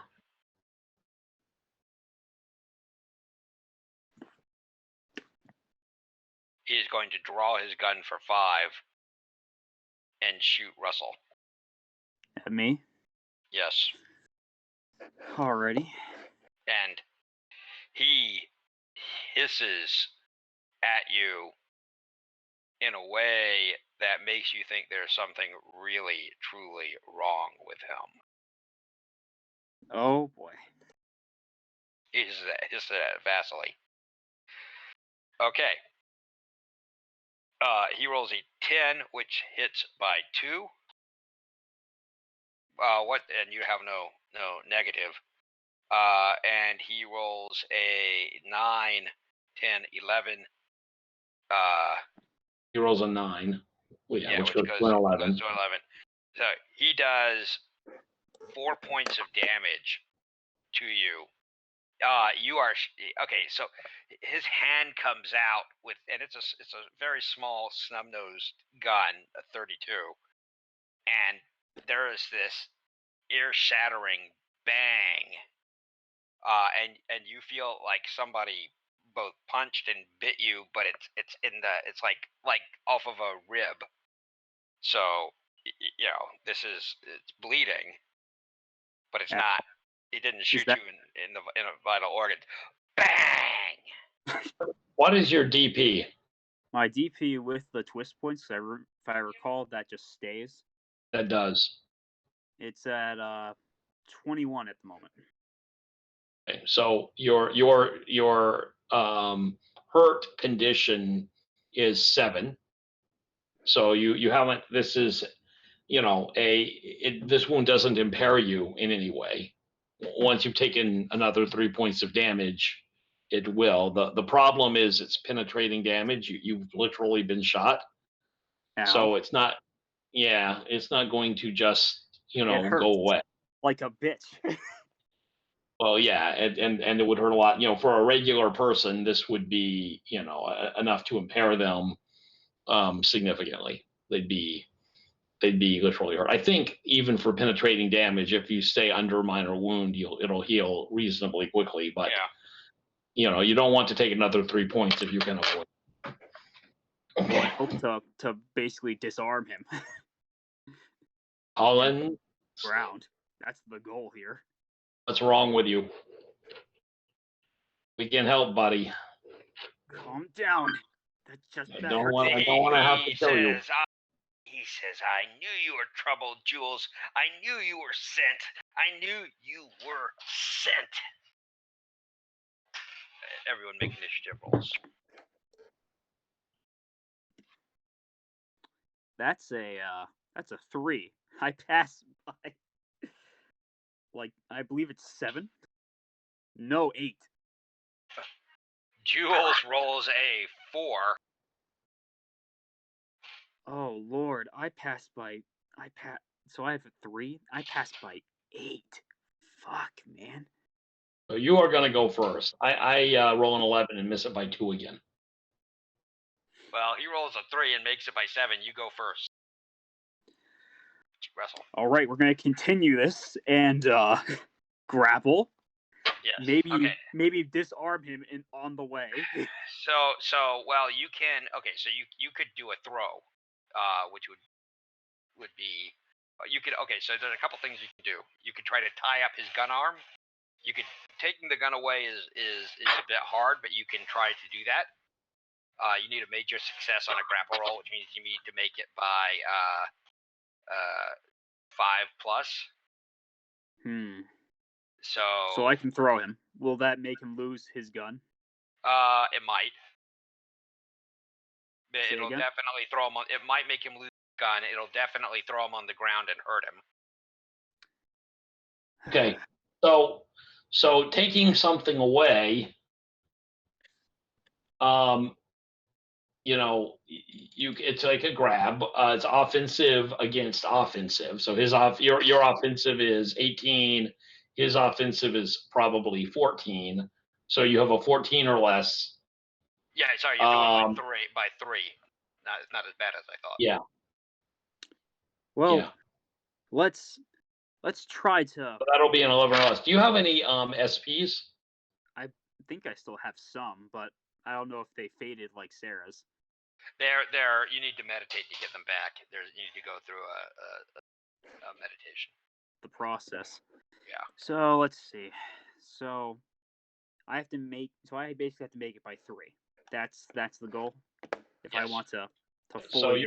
you have an 18 against, so you have a 14 or less. So you have an 11 or less chance of getting the gun away from them. Let's give it a shot. It's 5 RE to try, so you have 2 chances. Let's give it a shot. Okay.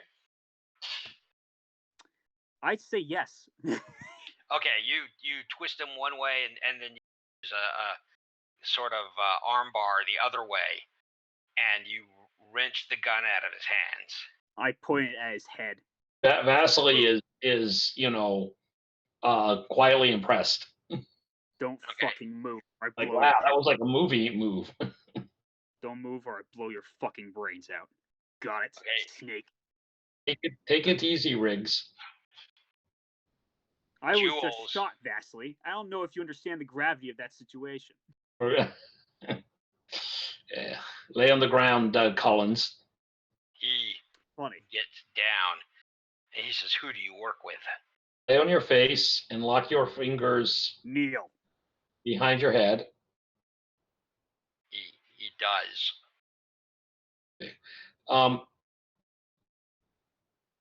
I'm going to move and look in the rest of the house real quickly. I mean, we just had a gunshot, so if there's people in the other rooms, I assume they're coming. I'm not putting my gun away. No one seems to be coming. In fact, go to the shared screen.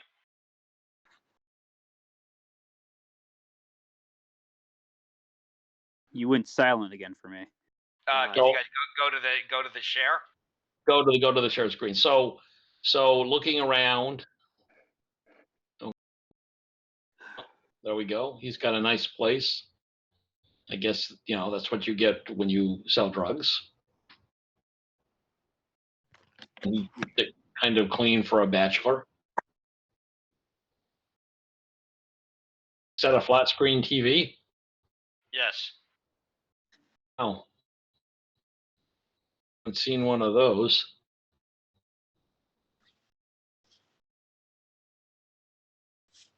He has 2 pictures of the Flatiron Building.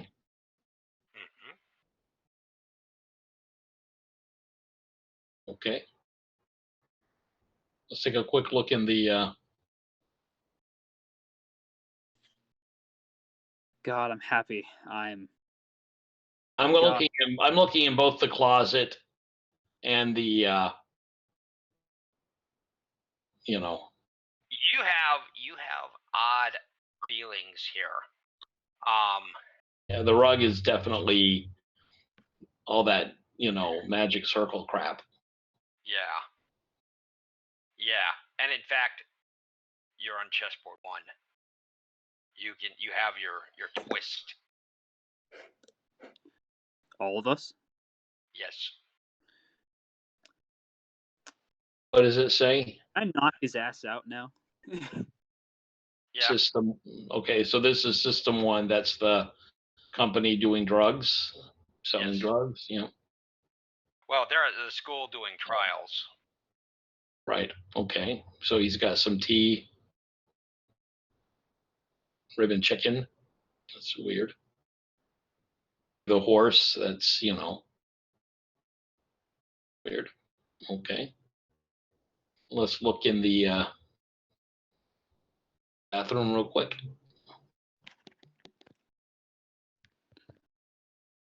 Vasily, do me a favor when we get back to campus. Help me patch up the damn wound. Yeah, Oh, wait a minute. I'm actually looking in the bathroom for, in the medicine cabinet for, surgical tape and bandages. I'm glad. He actually does have a first aid kit. Yes. Okay. Ruffles sighs as he thinks, man, I'm happy today. Yeah. I'm telling him to. So this sweep that I do of this place is, look at those lamps. What are those? The lamps are strange. They give you an odd feeling. Like a person. It's like a mermaid. Yes. Okay. Actually, it reminds me of the Snake King. Okay. And Well- okay, he is. Jules has like a foot on his back, and he's like kind of hogtied. And she I'm going to patch up. So we're going to put sterile bandages on the wound. I did look real quickly in the boiler room and in the closet in those places. Washer and Boiler. dryer. Yeah. Utility sink. Okay. Got it. Okay. And Jules says, I think whatever he's doing is going on a lower level. So we've descended to chessboard 1 now. Yes. Do I have any idea what will happen if I kill him in chessboard 1? No, you don't. Actually, you think it shouldn't kill him. I look in the closet in there as well, just to, I also get some some new shirts and stuff for Russell so that he doesn't, so he Looks can, like a gunshot wound. yeah, So so I he, can walk out without looking like, oh, I was shot. blood-soaked rags everywhere, yeah, and By the way, you find the shots of Gremlin. You're fairly sure if you take one on chessboard 1, you will descend. You think if you kill him, it will screw him up on chessboard 0. okay. I mean, yeah. So presumably on chessboard 0, our shadows are there with his shadow. Is that correct? In theory, yes. Yeah. Does More or he less look? holding the gunpoint. Actually, you're down here with his shadow. His person is still has not descended, and his shadow is snarling and raving. Does he look like a... He's not mutated in any way, but this is a less coherent version of him.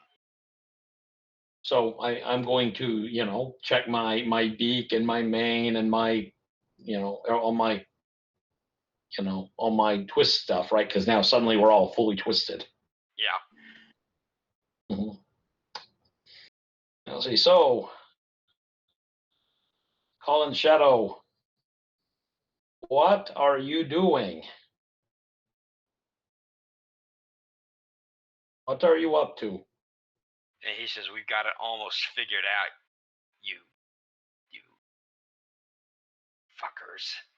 Oh, well, that's a shame. We're gonna. He says, "You know what the black pill is?" Haven't ever heard of it. He says, Huh. "Yeah, well, you will. You all Well, will." I feel like He you should says- start explaining. As he clicks the gun back in place. It's a revolver, right? No, it's a little automatic. Oh, I will cock it back then and put it to his skull again. You're gonna start talking then.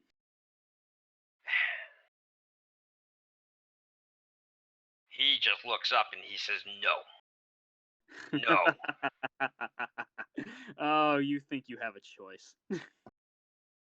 Let's start with your leg, shall we? He says, "You guys are gonna. I knew you were bad news, Jules, the moment I saw you." Jules says, Oh, "Yeah, no, well, you got that right." You didn't know that. If you know you're that, pretending you this never have let us in. Exactly. I thought we were a little You had soft. confused feelings. You were stupid. Now you've betrayed your masters. And they're going to be very unhappy with you. And,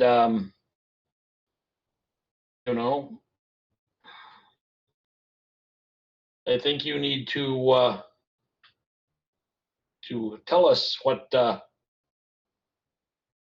black pill is and what they've got in mind, and let's talk about this. Let's talk about this like reasonable people, so I don't have to start biting off your fingers Or me having to burn your legs. or shoot you in the leg or anything else that would be We don't want to terrible. bud. But you're gonna make us if you keep this up. No, it's all this is all play acting anyway. We're all just we're in Candyland, so it doesn't really matter, right? Well, maybe not. So Well, I'm telling him that, so he thinks, yeah. I'm. Yeah. He's quiet for a minute. And then he says, "Okay. Okay.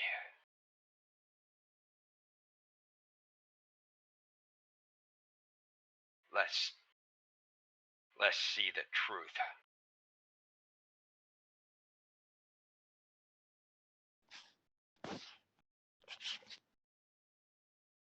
Go ahead and go to the shared screen. I'm on it. All right. And yet. No, it's not sharing yet. 1 second.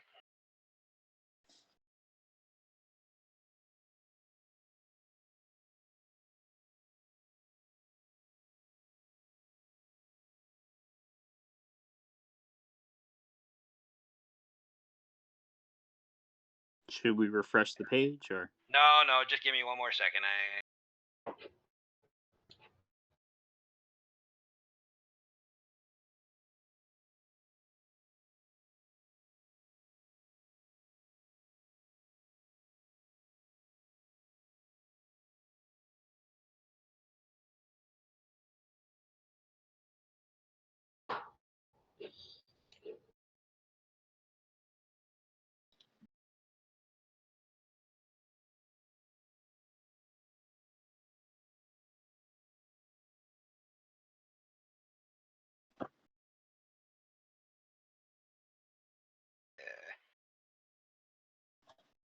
All right. No, it just took me a minute to get things properly set up after.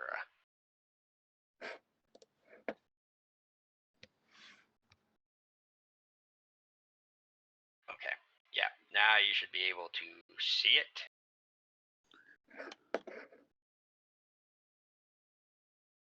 Sarah, Steven, are you watching? You should go to the shared screen.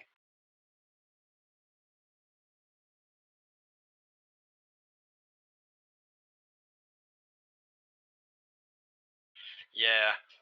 Also, I don't show you as seeing the shared screen, Vasily. Russell. Okay. Give me a moment. I had to refresh my page. Yeah. Okay. Hold on.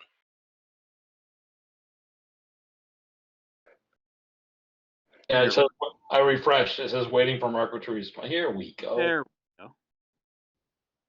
All right. Well, lots of colors.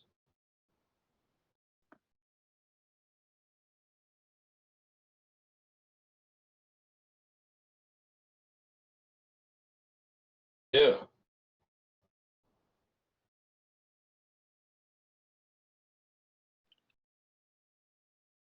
So there's a wall of computers. What is that?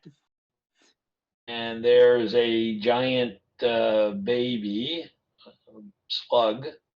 What the fuck? And it says enemy. Pictures. What is the thing above the says that a news channel? What's that at the top there? Is that a hand? No. Like those green orb things? What is that? That looks like They a look hand like to some me. kind of technology. Fingers, maybe, but. So, you guys are in his chessboard on chessboard 2. You can hear these humming, buzzing sounds.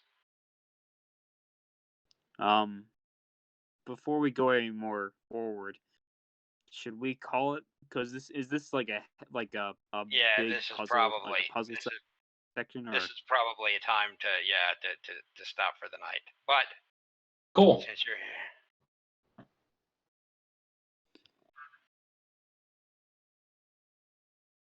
A perfect moment too, because I just got the baby to stop screaming for a minute. Okay. Well, let's So that was let's wrap up. intense. That was intense, at least on my end. Was on mine too. well, I got to wrestle a gun and I got shot. So that's a You plus. got shot. Yeah. You can, that, And I have a new it gun. keeps That's happening.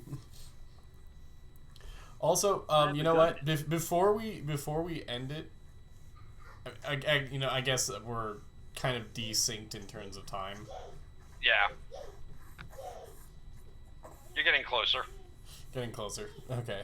Because, basically, once this would be done, Sarah would probably try to call them again. Be like, come on, come on. Absolutely. Right. We're on chessboard too. Well, it didn't stop us last time. I have T-Mobile.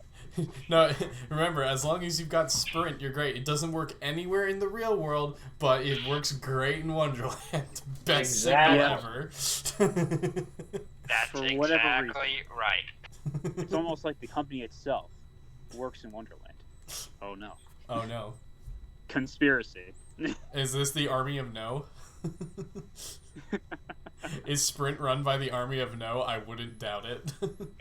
It is possible. Probably. Oh, Zach, you don't know what the Army of that's a you, noose right you there. don't know what the Army of No is, but Marco, Eric, and I do.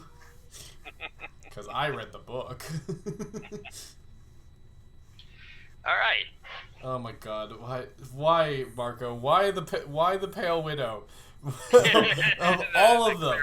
Of all of them, that was the one that I was like, well, I'm never gonna use this in my game because that's too intense, and that's the first fucking one you bring out. Marco's like, okay, let's ramp it up a little bit. Last time was baby games. Now we press the. Now first time that Sarah goes to Wonderland and says, "Oh, hi, caretakers! Not just one, but two of them." And one of the most dangerous ones in the entirety of Wonderland at that. Well, you had tea with Hastur and Cthulhu. Yeah. Ugh. Oh, okay. Well, anyway, that was a good game. Yeah. I feel pretty good about that. I think that went Yeah, well. that was good. Good game. All right. So I don't know what's going on with the internet, but hopefully it won't happen again Yeah. next time. Well, maybe the baby Oh. thing. All right. So yeah, we'll. All right. Live on, play strong, and roll out. I believe. All right, guys. See y'all next week. Bye, Take care, everyone. Bye. Bye-bye.